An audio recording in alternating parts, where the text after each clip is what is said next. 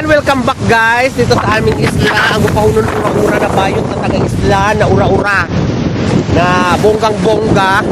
So dito ako ngayon sa may seawall. Like I said kanina, na ipapakita ko sa inyo ang sitwasyon ng aming karagatan. So ngayon nagpapakita na ang araw. Kahapon din naman, si Ryan nagtubo. Happy birthday Nunoy! Pala, birthday ni Nunoy nagtubo. Nagirigaw na. Ang papa ni Nunoy. Isla! At si Isla, magkakarigo sa dagat si Isla. So like I said kanina, ipapakita ko ngayon ang sitwasyon ng dagat. So ang dagat namin ngayon, so ito, mabalod pa rin naman, hindi katulad ng kagahapon na mas mabalod. So ngayon ay dineclare na ng lokal na government ng Amo Bungto non-klase. Walang eskwela ngayon ang elementary at high school.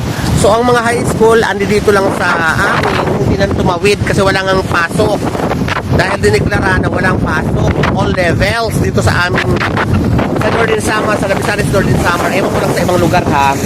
So ito na ang sitwasyon, medyo mahangin pa rin. Ang bagyo kasi ay nasa Apari na nasa Luzon.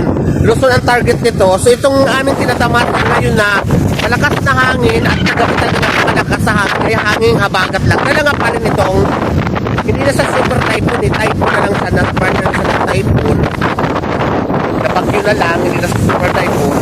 Na nasa Luzon na siya, yun kagabi, super lakas yung nagragaak-ragaak naman ang ano namin kagabi.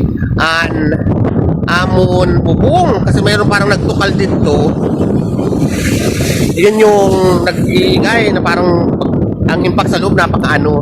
Sila man nagtuho. Inaalis yung buhangin dito kasi naharangan na didi ng mga buhangin, hindi na makapasok ang mga motor na dito nakapark. Yan. So dito sa isla na. So ayan lang guys, medyo gumaganda na at humihina na ang hangin dito ngayon sa isla. At all levels nga ng mga estudyante yung walang pasok. Elementary and lahat yata all levels nga. So yan lang guys, update lang tayo sa pangyayari at ganap dito sa isla ng Barangay Bani, Labisares Northern Samar. Weather update tayo. So ito na. Medyo malakas pa rin naman ang mga hangin.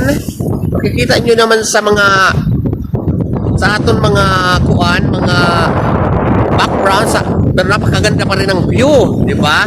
So mag-ingat pa rin tayo at dubling paghahanda, di ba? Kasi ang bagyo kasi yan, minsan tatama, minsan lilihis, minsan bumabalik, parang umaano siya iba-iba ng direksyon.